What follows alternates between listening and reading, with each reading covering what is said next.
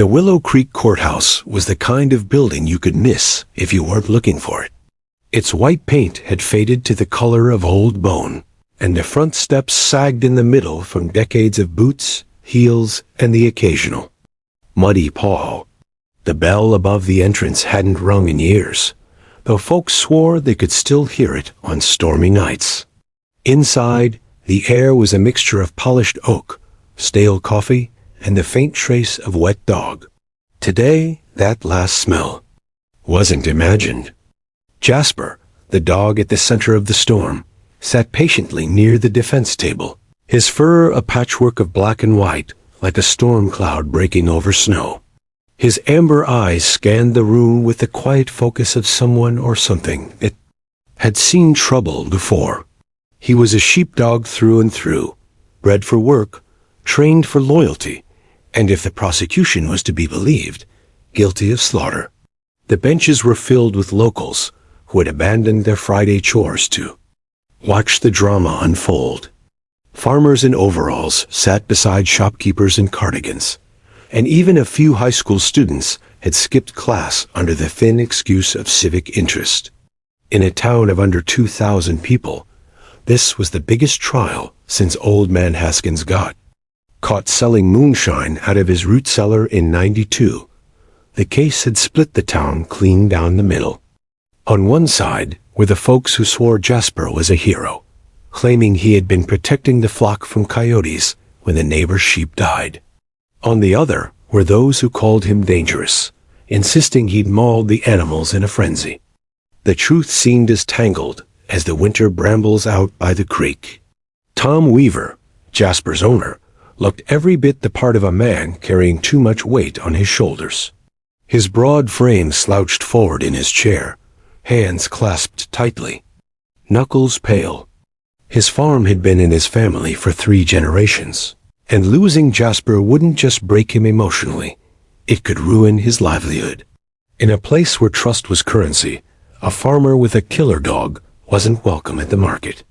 At the bench, Judge Robert Miles adjusted his reading glasses and scanned the docket. He was a man carved from granite, stern, deliberate, and known for keeping his personal opinions locked away tighter than the county safe.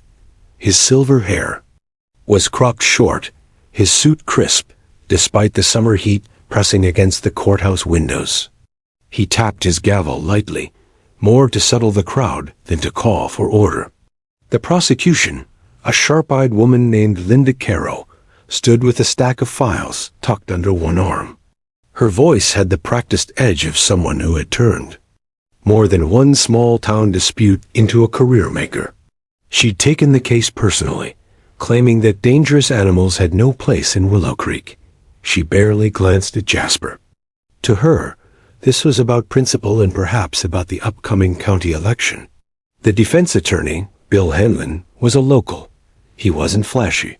He didn't own more than one suit. But he knew the people here, knew the undercurrents of grudges and favors that ran through every dispute. He had a way of talking slow enough to make a point, but fast enough to keep folks from interrupting. Still, even he seemed uneasy as the judge called for the next witness. That was Emma Caldwell. If anyone noticed her in the crowd before, they hadn't thought much of it. She was the kind of person who could slip through a room without drawing a glance mid-20s. Slight build, hair the dusty brown of wheat in late summer. She worked mornings at the feed store and evenings at the diner, and though everyone in town knew her face, few could claim to know much about her life. She was the last person anyone expected to play a pivotal role in a trial. She stood when her name was called, smoothing down the sleeve of her faded denim jacket. Her boots scuffed softly against the wooden floor as she walked to the witness stand. The crowd murmured, some out of curiosity, some in mild confusion. As she was sworn in, her eyes darted briefly to Jasper. The dog's ears twitched, and for a moment, it seemed they were the only two in the room aware of each other. Bill Hanlon approached with a polite nod. "Miss Caldwell, you were present on the morning of June 14th, correct?" "Yes," she said, her voice quiet but clear. "And you were walking on the North Pasture Road when the incident occurred?" She nodded. "I was delivering feed to Mrs. Graham's barn. I heard shouting and went to see what was happening." "Could you tell the court what you saw?" Her hands tightened slightly on the rail of the witness stand. She looked past Hanlon, past the jury, and back at Jasper. The dog tilted his head, amber eyes locked on her like he was waiting for something. The courtroom held its breath. She took in a slow inhale, as if gathering her words from somewhere deep inside. "I saw Jasper," she began, "but not doing what they're saying he did." Linda Caro straightened in her chair, ready to pounce on any ambiguity. Judge Miles scribbled a note. The farmers in the back leaned forward. Emma's voice steadied. "I saw him standing between the sheep and something in the brush. He wasn't attacking them. He was," she hesitated, "guarding them." A murmur rippled through the benches. Caro shot to her feet. "Objection, Your Honor, speculation." "Sustained," Judge Miles said, though his tone carried curiosity rather than reprimand. "Stick to what you saw, Miss Caldwell." Emma nodded, but didn't break eye contact with Jasper. The dog's tail gave a slow, deliberate thump against the floor. And in that quiet, charged moment, an idea began to take shape in Emma's mind, something risky, something no one in the room would see coming. She shifted her weight, glanced briefly at the defense table, and then back to the dog. It would only take 2 words to change the course of the trial. But if she was wrong, it could ruin everything. For now, she stayed silent, letting the tension coil tighter in the room. The gavel tapped once more. "Proceed," the judge said, and the story of Jasper, Emma, and the truth neither side wanted to hear was about to take its first sharp turn. The courtroom felt smaller now. Not physically. The same peeling paint, the same sun slanting through dusty windows, but in the way a place shrinks when the air grows thick enough to chew. Even the creak of the benches seemed louder. Number 1 moved much. They were afraid that if they did, they'd miss something important. Emma's hands rested on the polished wood of the witness stand, her fingertips tracing an absent-minded pattern in the grain. Bill Hanlon, the defense attorney, stood in front of her with the slow, deliberate posture of a man playing chess against time. "Miss Caldwell," he said again, "you said you saw Jasper in the North Pasture?" "Yes." "What was? The distance between you and the animal?" She thought for a moment. "Maybe 30 yards. I had a clear view." Hanlon nodded, his expression unreadable. "And the sheep? What were they doing?" "They were huddled together," she said, "all facing the same way, towards the brush." The judge's eyes flickered toward her at that. Animals didn't cluster like that unless something was wrong. Hanlon took a step closer. "Did you see any coyotes?" "I heard something moving. Fast, snapping twigs. But I didn't see it clearly. Jasper was in between, facing the noise." That got a reaction from the gallery. A few heads turned toward Tom Weaver, whose jaw tightened. Linda Caro, the prosecutor, was scribbling something in her legal pad, her pen tapping sharply between words. She stood, interrupting. "Miss Caldwell, you can't be sure what you heard was a coyote, correct?"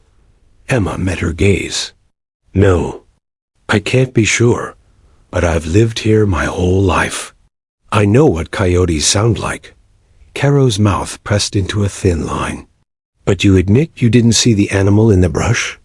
"That's right. And you didn't witness the alleged attack?" Emma's jaw tightened just enough for those paying close attention to notice. "No, I saw Jasper with the sheep alive. That's what I witnessed." The prosecutor looked as if she wanted to say more, but instead she gave a small, dismissive shrug and sat down, her pen scribbling furiously again. Judge Miles leaned back in his chair, studying Emma like a man trying to decide whether the puzzle in front of him was worth solving now or later. His voice was calm, but it had an edge. "Miss Caldwell, this court is interested in facts, not guesses. Please keep to what you know for certain." Emma nodded, her eyes dropping briefly to the wooden rail in front of her. She could feel the weight of Jasper's gaze, even without looking. The dog was lying still beside Tom, but his ears were angled forward, listening. The defense attorney shifted his stance. "Miss Caldwell, when you approached the pasture that morning, did Jasper make any move toward you?" "No," she said. "He just looked at me, then back at the sheep." "Did he bark? Growl?" "No. What did he do?" She hesitated, because this was the part she knew would sound strange if you weren't there to see it. He stayed still, waiting, like he was guarding something. Kara was on her feet again. Objection. Speculation. Judge Miles raised a hand, silencing both attorneys. "We'll strike that last remark. Miss Caldwell, the court appreciates your willingness to testify, but please remember, we need specifics." Emma inclined her head slightly. "Understood, Your Honor." The courtroom had quieted again, but the tension wasn't gone. It was simply coiled tighter, like a snake waiting to strike. Hanlon paced slowly in front of the witness stand, thinking. "Miss Caldwell, did you notice anything unusual in the pasture? Anything out of place?" She opened her mouth to answer, and then stopped. Her mind went to that morning's walk with Jasper and the thing he'd found, the thing that was sitting now in the pocket of her jacket, back at her seat. A scrap of fabric. But no, if she mentioned it now without showing it, it could be dismissed as a made-up story. She needed the right moment. "I noticed the fence was damaged," she said finally, "on the north side near the tree line. Something had pushed through." Carol frowned. "That's not unusual in this area, Miss Caldwell. We have windstorms.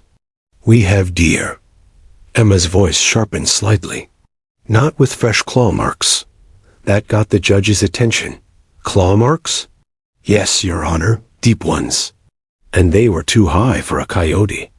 I thought, maybe a big dog." A ripple of whispers spread through the benches. Some people looked toward Tom, others toward Jasper. The dog, for his part, lay as still as stone. Hanlon didn't press further. He could feel the room turning restless. Instead, he took a slow step back. "No further questions for now, Your Honor." The judge nodded. "Very well. Miss Caldwell, you may step down." Emma froze. Her eyes flicked to Jasper again, and in that second, she made her decision. If she stepped down now, the chance would be gone. The truth would stay buried under legal arguments and half-truths.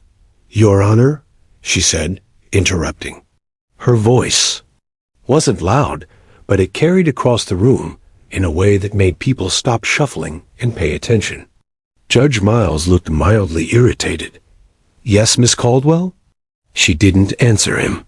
Instead, she turned in the witness stand, fully facing Jasper for the first time. The dog's head lifted, his amber eyes bright and alert. She raised her hand and pointed straight at him. The gesture was slow, deliberate, and sharp enough to slice the air between them. A rustle went through the courtroom. People leaned forward, eyebrows lifting. Carol was halfway out of her chair. "What exactly are you?" Emma cut her off without looking at her. She kept her eyes on Jasper, the way you might keep your eyes on someone just before you told them a secret. And then she spoke. 2 words, just 2. Words that were so simple they might have meant nothing at all, except for the way Jasper reacted when he heard them. The moment Emma's finger leveled at Jasper, the air shifted. It wasn't just the townsfolk leaning forward on the benches, or the prosecutor freezing mid-step. It was something heavier, more primal. Like the pause before lightning strikes. Jasper, still sitting by Tom Weaver's side, seemed to notice it too. His head tilted, ears flicking once, then forward. He wasn't panting anymore. He was watching her. "What are you doing, Miss Caldwell?" Judge Miles asked, his voice even but carrying that gravelly undertone he used when he suspected someone was about to test his patience. Emma didn't look at the judge. She didn't look at the prosecutor or the defense attorney either. Her gaze stayed locked on Jasper, her arms still extended. The stillness between them was so tight, it felt like the whole room might snap. Tom Weaver shifted uncomfortably beside his dog. "Emma?" he whispered, but she gave no sign she'd heard. "Him. I want everyone," she said finally, "to watch him." The words weren't loud, but they carried. The creak of someone leaning forward on the benches echoed like a gunshot. Even the bailiff, who'd been standing like a statue near the judge's bench, turned his head. Carol, the prosecutor, gave a sharp, incredulous laugh. "Watch him? Miss Caldwell, this is a trial, not a quiet," the judge said suddenly. He hadn't raised his voice, but the command cut through the room like a blade. Emma's arm didn't waver. She repeated herself, slower this time, as though speaking to more than just the humans in the room. "Watch him." Jasper moved. Not in a sudden, jerking way, but with the smooth, deliberate precision of an animal that knows exactly what it's doing. He rose from his place beside Tom's chair, paws silent against the worn wooden floor. His gaze never left Emma as he began to walk. A collective murmur rose from the gallery, part surprise, part wariness. Tom half stood, unsure whether to call the dog back, but something in Jasper's steady, calm demeanor stopped him. This wasn't the restless pacing of an animal in distress. This was purpose. Jasper passed the defense table, his tail low, but wagging faintly, then angled toward the front of the courtroom. His path was direct, not toward Emma, but toward the bailiff. The bailiff stiffened, clearly uncertain whether to step back or brace himself. Jasper stopped in front of him, lowered his head, and spat something small onto the polished wood. At the man's boots. The sound it made was faint, a dry, papery plop, but in the silence, it might as well have been a thunderclap. No one spoke for a moment. The bailiff bent slowly, picking it up with 2 fingers. His brow furrowed. It was a ragged scrap of cloth, frayed on 2 sides, stiff with dried paint, a deep, uneven red that looked almost like blood from a distance. The prosecutor's voice was the first to break the silence, high and clipped. "What is that?" Emma lowered her arm now, but her voice stayed steady. "That's from the decoy sheep." Bill Hanlon, the defense attorney, blinked, clearly caught off guard. Decoy sheep?" She nodded, shifting slightly in the witness stand, so she could address the judge without taking her eyes off Jasper entirely. "The neighbor who accused Jasper. He used a fake sheep, stuffed with straw and smeared with paint. He put it in the pasture and tore the fence so it would look like Jasper attacked it. That piece," she pointed at the cloth in the bailiff's hand, "is from it." A wave of whispers rolled through the gallery like a sudden gust of wind. Carol was already shaking her head, her expression twisting into something between disbelief and irritation. "Your Honor, this is outrageous." "There is no proof of that claim." "There's proof right there," Emma interrupted, her voice gaining a sudden sharpness that made more than a few people in the room straighten. "In their seats. I was walking Jasper this morning. He found that scrap near the north fence. It smells like paint. And it matches what I saw when I passed the neighbor's shed 2 days ago. Something white and stuffed, hanging from a hook. The judge's." Eyes narrowed slightly, shifting from Emma to the cloth, then to Jasper, who stood calmly beside the bailiff, tail giving one slow wag as though he'd delivered the morning paper. Caro pressed on, but there was an edge of defensiveness creeping into her voice. "This is circumstantial at best. We have no evidence the cloth belongs to anything related to this case." "It does," Emma cut in, firmer now. She wasn't. The quiet, uncertain witness she'd been minutes ago. "You can test it." And if you search the neighbor's shed, you'll find the rest of it. For a long moment, no one spoke.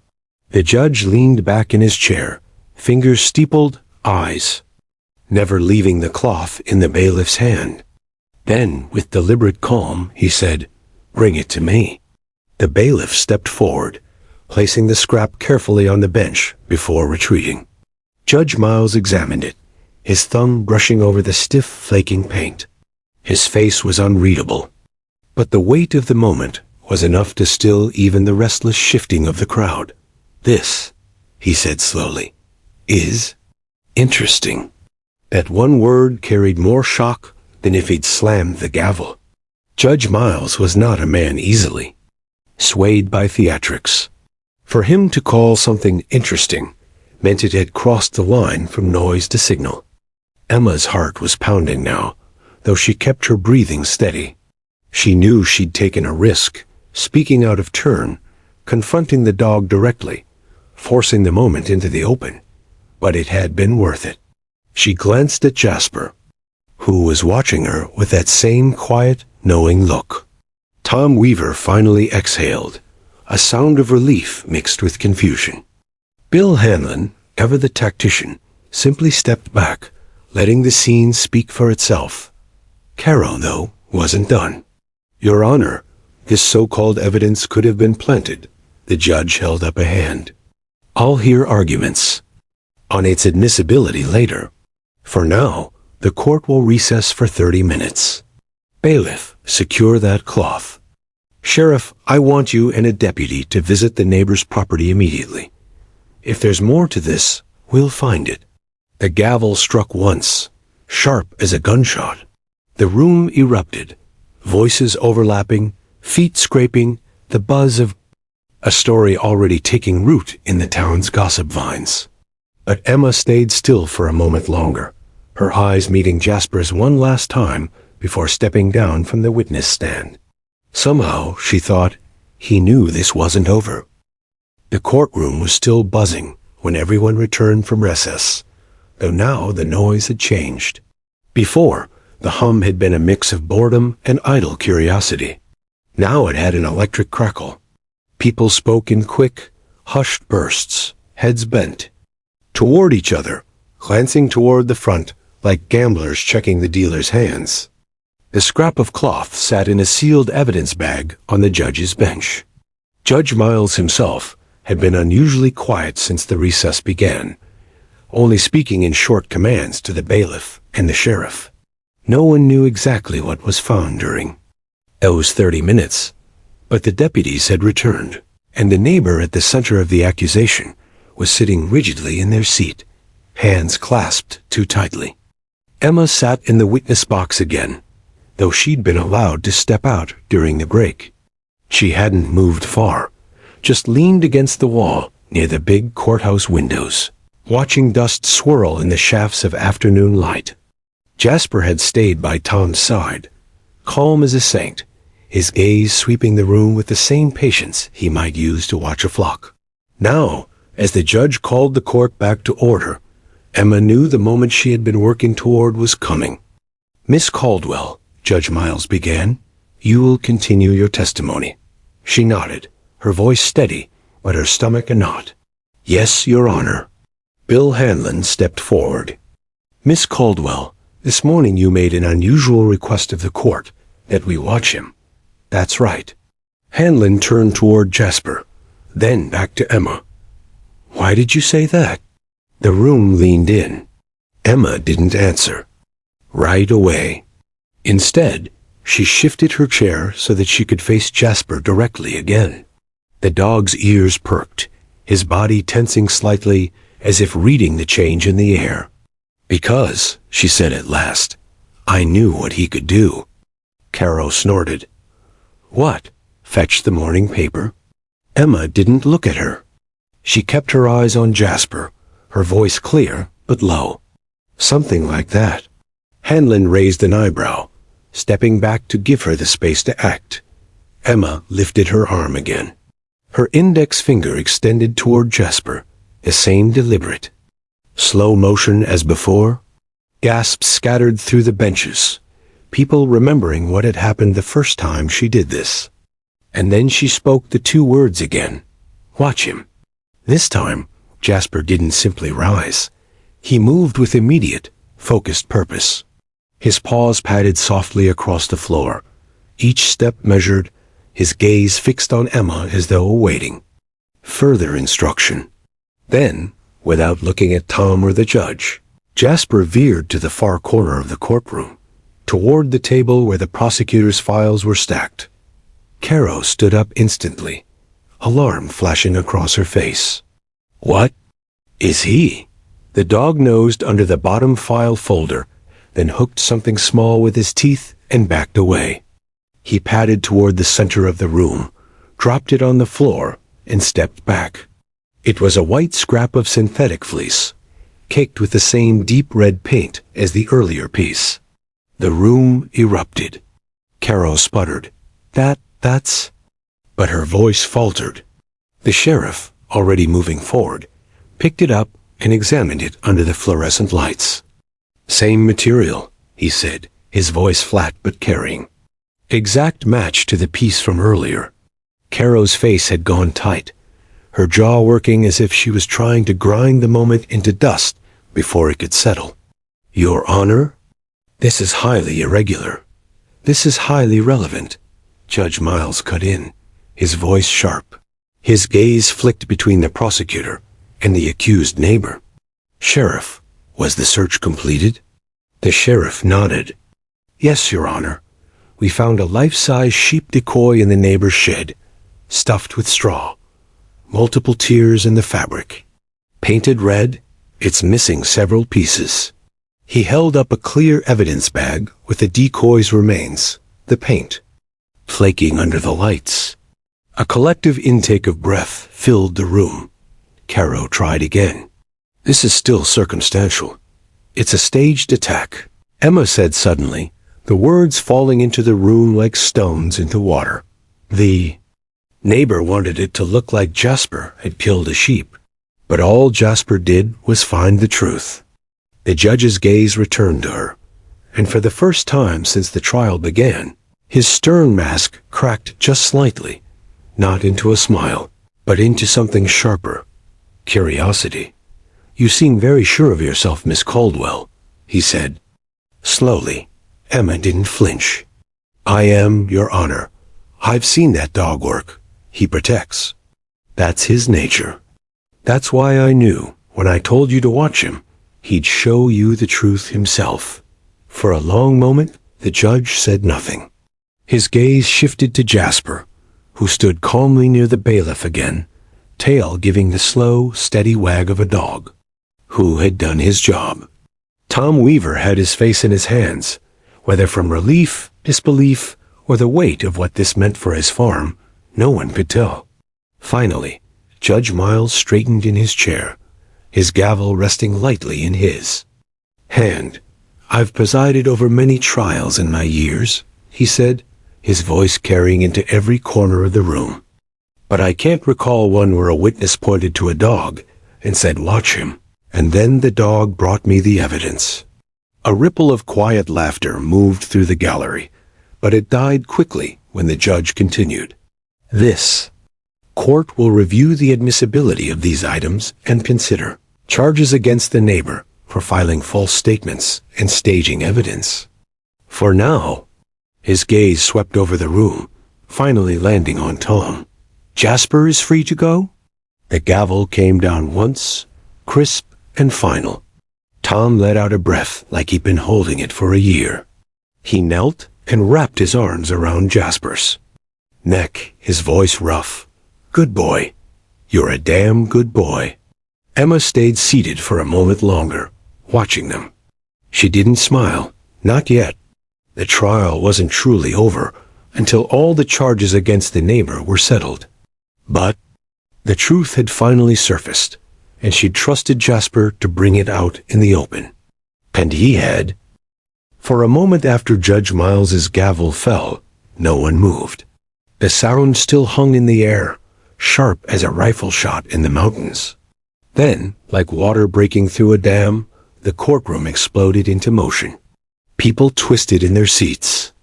2-0 whisper fiercely to their neighbors. Boots scuffed against the floorboards. The creak of the benches was almost deafening in the swell of voices. From the back row, someone let out a low whistle, quickly stifled. Jasper sat at the center of it all, calm and unbothered, his tongue lolling in an easy pant as if he'd just finished a day's work rather than dismantled the prosecution's case in front of the entire town. Emma stayed still in the witness box, watching the ripple of reactions. There were the believers, faces lit with vindication, like they'd been right about Jasper all along. There were the skeptics, brows furrowed, trying to fit this new revelation into the story they'd already decided on. And there were the opportunists, folks who saw a story worth repeating before it even finished happening. The sheriff stepped forward with the evidence bag, containing the scrap of cloth Jasper had retrieved, holding it carefully by one corner, as if it were a piece of fine china instead of a rag from a rigged decoy. Same fabric, he confirmed.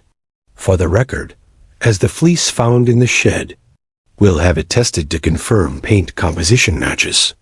Judge Miles gave a single nod, enter it into the record.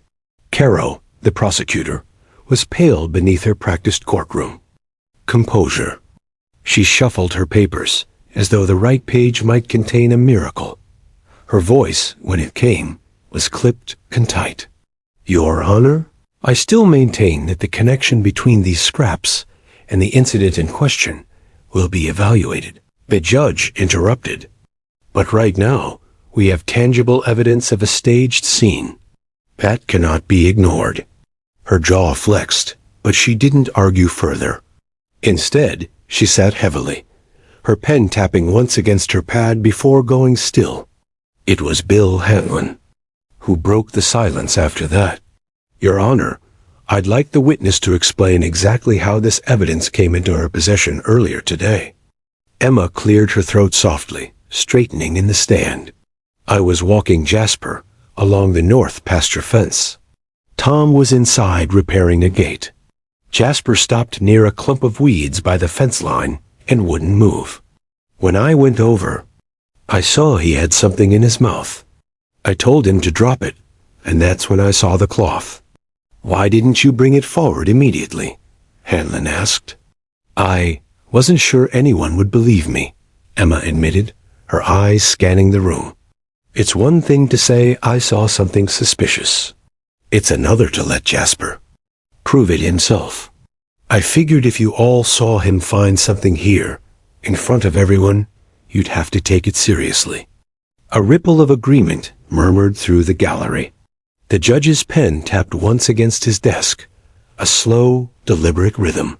And you believe this piece of cloth is part of the decoy? I don't believe it, Emma said. I know it. I saw the decoy hanging in the neighbor's shed 2 days ago when I passed on my way to the feed store. I thought it was just some weird decoration until Jasper found the matching scrap today. The neighbor in question, Henry Bales, shifted in his seat, his hands gripping the table's edge until his knuckles went white. His eyes darted briefly toward the deputies near the door, then back to the judge. Judge Miles noticed. Mr. Bales, do you wish to say anything at this time? Bales's voice was thin and strained. Not without my attorney present, Your Honor. The judge inclined his head. That's your right. But I will remind you that remaining silent will not halt this investigation. Sheriff, you'll coordinate with the county to execute a full search warrant on Mr. Bales's property. The sheriff gave a short nod. Understood. Caro's pen stilled completely now, her gaze distant. Emma could almost see the prosecutor running through the case in her head, calculating what was salvageable and what was already lost. From the defense table, Tom Weaver finally raised his head, eyes glassy but defiant. He reached down to rest his hand on Jasper's neck, fingers tangling in the thick fur. The dog leaned into the touch, pressing closer like he'd been waiting for that reassurance all day. Good boy, Tom murmured under his breath. Hanlon seized the momentum. Your Honor, with this new evidence, I respectfully request that all charges against Jasper be dropped immediately. This case is no longer about an alleged attack. It's about a deliberate attempt to frame an innocent animal and his owner. The judge leaned back, weighing the statement. His gaze drifted toward the evidence bags, then to Emma, then to Jasper. Finally, he spoke. We are not in the habit of making hasty decisions in this court. However, given the circumstances and the direct contradiction this evidence provides to the prosecution's claims, I am inclined to agree. I will formally dismiss the charges against Jasper, pending the completion of the search and confirmation of the forensic testing. It wasn't a full victory, not yet, but the meaning was clear. Jasper would go home tonight. The sound that followed was less an eruption and more a collective exhale. Shoulders dropped. Hands unclenched. A few smiles broke through in the gallery, and one old rancher even tipped his hat toward Tom. But not everyone was smiling. Bales sat rigid, his lips pressed thin, eyes darting between the deputies and the door like a man measuring the distance for a sprint. Emma watched him closely, committing every flicker of his expression to memory. If he was guilty, and she was certain he was, then the real fight was only beginning. This wasn't just about clearing Jasper's name anymore. It was about holding the man who tried to destroy him accountable. Judge Miles rapped the gavel once more. Court is adjourned for today.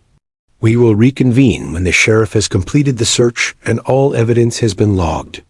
People began to file out, voices low but urgent, already spinning the day's events into stories they would tell at kitchen tables and diner counters for months. Emma stepped down from the witness stand, her knees a little weaker than she'd expected. She hadn't realized how tightly she'd been holding herself until now. Jasper trotted over to her as soon as she reached the aisle, pressing his head against her leg. She crouched to scratch behind his ears, feeling the solid warmth of him, the steady beat of his breath. You really are something, aren't you? She whispered. He looked up at her with those amber eyes, unblinking, as if to say, I told you so. The courthouse emptied slowly, the crowd reluctant to leave after what they just witnessed. Even in the hallway, voices rose in disbelief, mixing with the sharp clack of boots on worn tile. A few people lingered by the door, peering back, inside as if the next twist might happen any second. Judge Miles stayed seated long after most of the room had cleared. His hand rested on the gavel, not tapping now, just holding it loosely, the way someone might hold a compass when they're not sure which way they're headed. For 25 years, he'd presided over cases ranging from petty theft to armed robbery. He'd heard every kind of excuse, seen every kind of performance, but never, not once, had a trial hinged on the behavior of a dog. And yet, here he was, replaying the image of Jasper in his mind, the slow, purposeful steps, the unerring focus, the way the dog had retrieved the exact evidence the court didn't even know it was missing. This is absurd, Caro said sharply, breaking the judge's thoughts. She was packing her files with a little more force than necessary, the papers snapping into her briefcase. We can't just let an animal dictate the course of a trial. Miss Caro, Judge Miles said without looking at her, that animal produced physical evidence your own office failed to uncover in 6 weeks. Her mouth opened, then shut again. The sheriff, standing by the evidence table, gave a quiet snort of agreement. If I'm honest, Your Honor, I've seen tracking dogs find people buried in snow. Scent dogs detect explosives hidden under concrete. This ain't that different. Just more embarrassing for the folks who missed it. Miles rubbed the bridge of his nose. Embarrassing or not, the implications are serious. If Bales staged that scene, we're talking about fraud. False statements, possibly animal cruelty charges. He lowered his voice, though the words were still heavy enough to hang in the air. And if the court had ruled against Weaver today, an innocent man would have lost his livelihood. From the back of the room, Tom approached slowly, his hat in his hands. "Judge," he said quietly, "I know this ain't over yet, but I just want to say thank you for letting Emma speak, for letting Jasper show you himself." Miles studied him for a moment, then shook his head slightly. "Don't thank me, Weaver. Thank your friend there." He glanced at Jasper, who was sitting by the door, watching the conversation with that same steady, alert gaze. Emma stepped up beside Tom. "He just did what he always does," she said softly. "The truth matters to him." The judge almost smiled, almost. "Then perhaps we could use a little more of his kind in this building." Caro slammed her briefcase shut. "If you're implying—" "I'm not implying anything," Miles said, finally standing. "I'm stating that your case has taken a serious blow, Miss Caro. You may want to decide how much further you're prepared to pursue it before you find yourself on the wrong side of the facts." The prosecutor's jaw worked, but she said nothing more. The sheriff stepped forward, tucking the evidence bag under his arm. "Your Honor, I'll be heading to Bales's property now with a warrant. If the decoy's still there, we'll find it." Miles nodded. "Do it by the book. I don't want even the faintest hint of mishandling."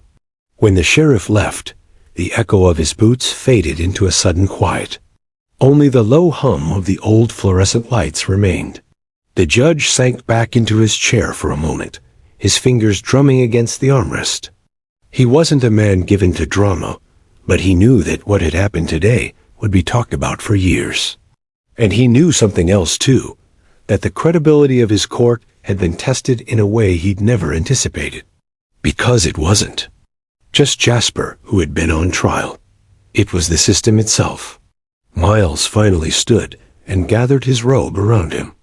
"Court is adjourned," he said again, though the words were meant for himself as much as anyone else. Meanwhile, the sheriff's cruiser rolled up the gravel drive to Henry Bales's property. The winter sun was sinking low, throwing long shadows across the frost-bitten grass.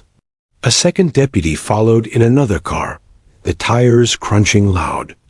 In the quiet evening air, Bales's farmhouse sat hunched against the wind, its paint peeling, its shutters hanging crooked. The barn door was closed, but the sheriff had been doing this long enough to know that the real secrets were never out in the open. The warrant was signed, and the search began.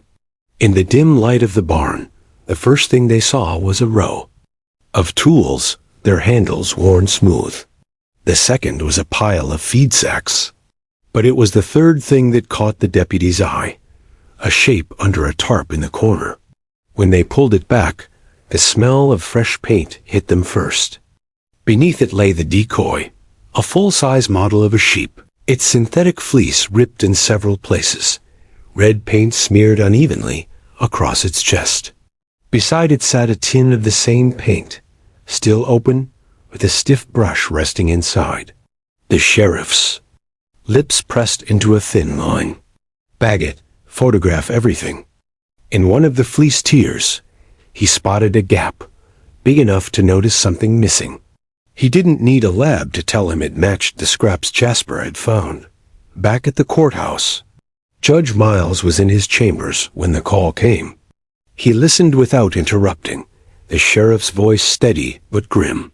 When the report was done, the judge leaned back in his chair, staring at the ceiling for a long moment. Finally, he said, "That confirms it, then?" "Yes, sir," the sheriff replied. "And there's more. We found receipts for the decoy in his truck, bought just 2 weeks ago. Looks like he planned this from the start." Miles's fingers tapped against his desk. "Bring the receipts and the photographs here. We'll move quickly on the next phase." When he hung up, the judge sat in silence for several minutes. Outside his window, the courthouse lawn was dusted with frost, the lamplight casting yellow halos across the grass. For all his years on the bench, he had rarely been caught off guard. But today, a dog had shown him that truth could walk into a room on 4 legs and a steady gaze, and leave with the case turned upside down. The shock hadn't faded, but neither had the sense of satisfaction. The sheriff's office smelled faintly of coffee and dust, the kind of scent that seeped into the walls after decades of early mornings and late nights. Sheriff Walter Briggs stood at the evidence table, gloved hands carefully arranging the items, pulled from Henry Bales's property. The decoy sheep sat in the middle, its synthetic fleece torn and stiff with dried paint. Beside it were the receipts, one from a livestock supply store in Fairview, another from a hardware store for the paint and brush. Each receipt was dated exactly 12 days before the supposed attack. "It's all here," Briggs said, his voice flat but certain. This wasn't an accident. It was a setup from day one. Deputy Claire Simmons leaned in, her brow furrowed. "So he painted the decoy, cut some of the fleece, planted it near Weaver's fence.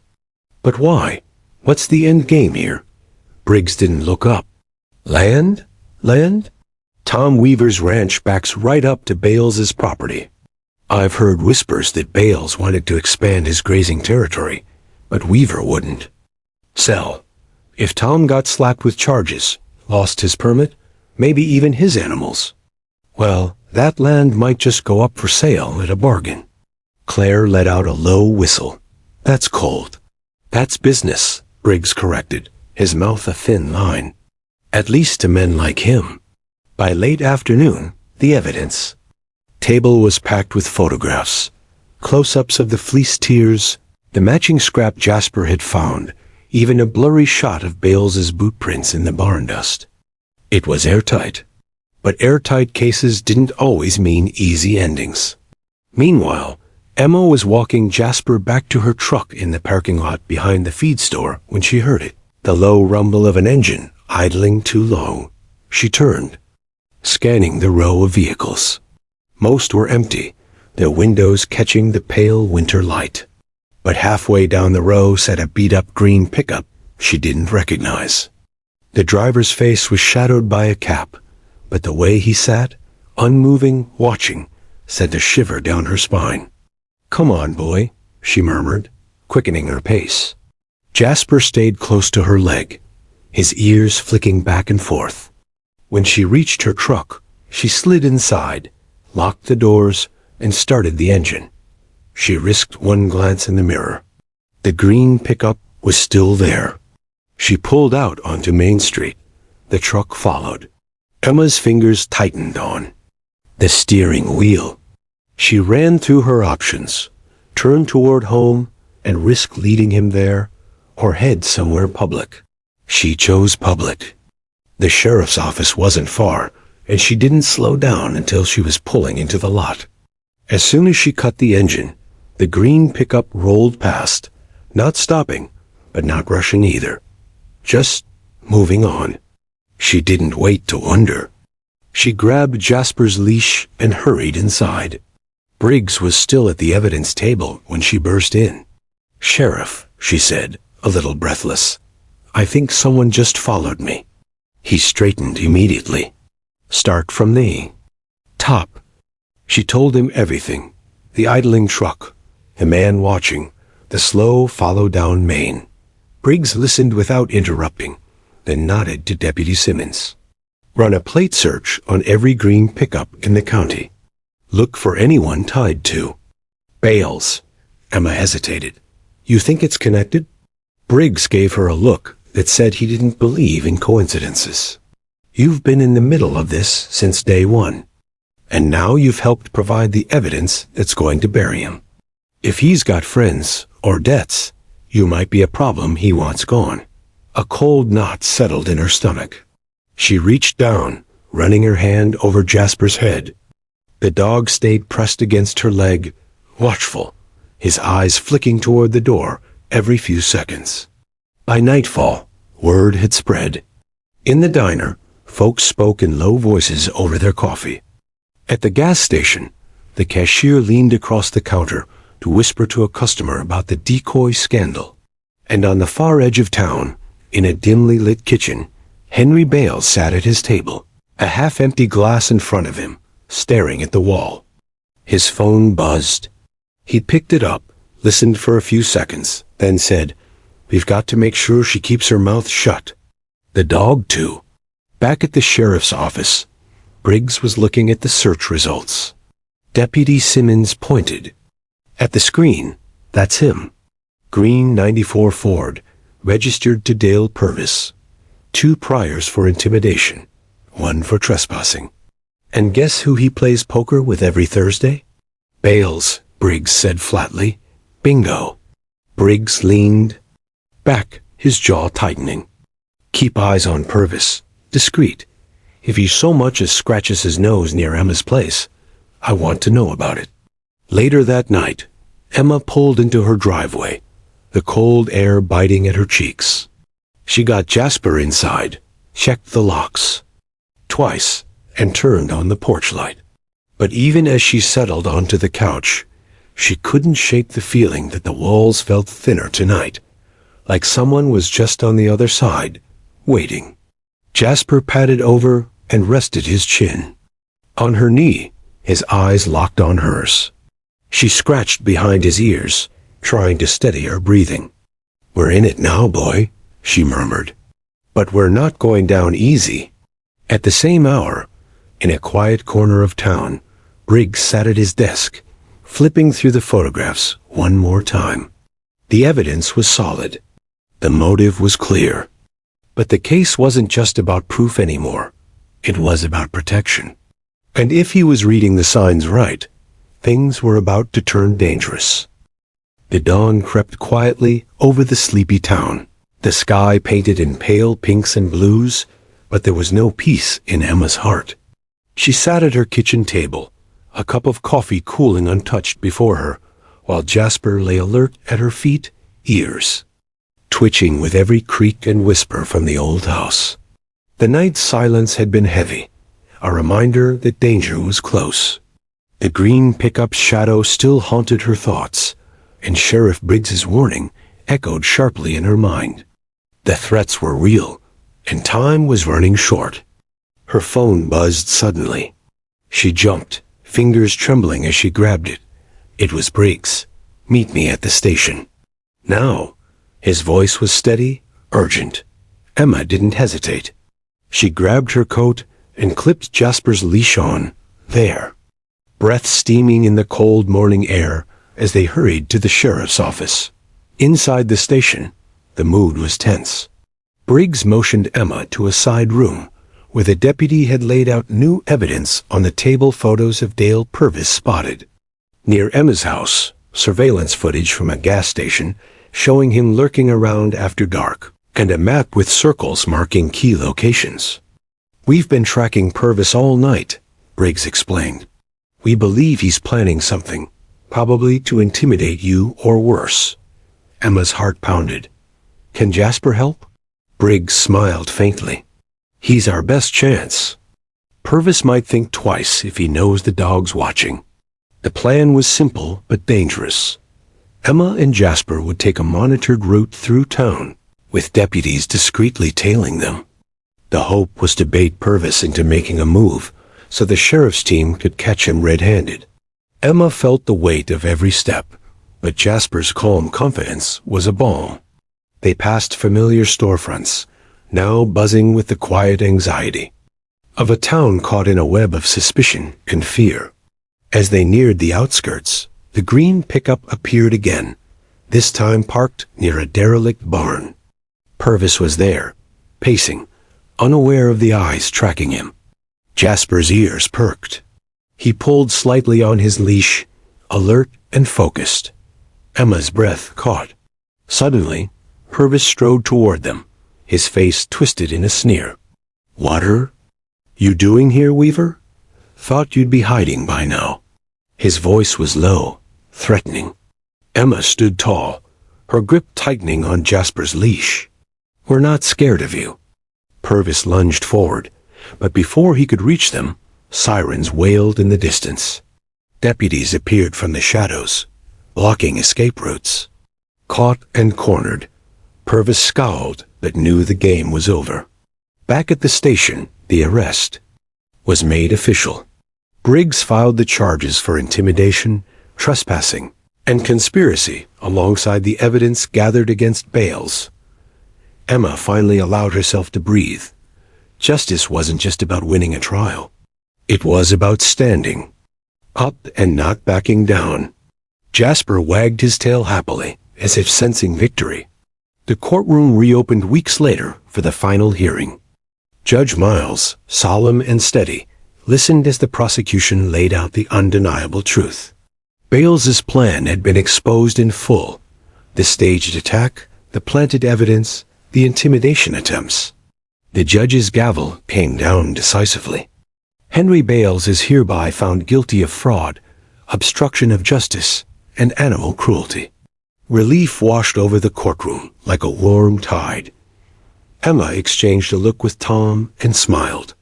Jasper sat proudly by their side, a hero who had saved not just a man's name, but the soul of a community. In the quiet that followed, Emma knew this story would live on, a reminder that sometimes the smallest voices and the keenest eyes could change everything. And Jasper? He was more than just a dog. He was the truth on 4 legs.